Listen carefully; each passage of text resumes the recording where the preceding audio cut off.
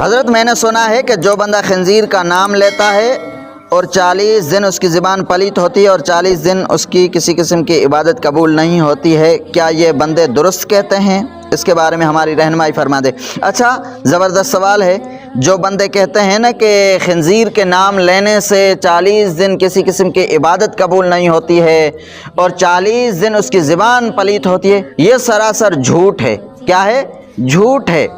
نہ عبادت میں فرق پڑتا ہے خنزیر کے نام لینے سے، نہ کسی قسم کی زبان پلیت ہوتی ہے۔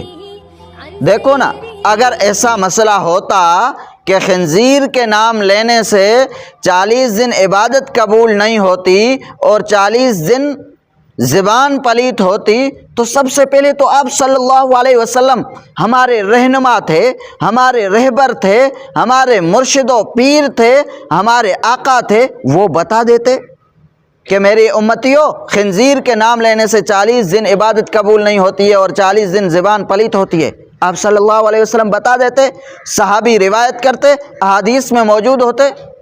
نہ آپ صلی اللہ علیہ وسلم نے خنزیر کے بارے میں کہا ہے، نہ وری صحابہ اکرام نے کسی قسم کی روایت جو بیان کی ہے۔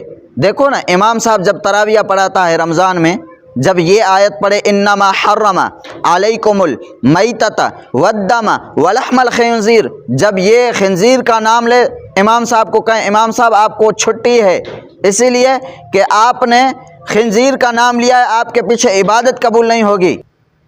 دیکھو نا، ہم وہ کام کریں جو آپ صلی اللہ علیہ وسلم نے کیے ہیں، ہم وہ کام کریں جو صحابہ اکرام نے کیے ہیں۔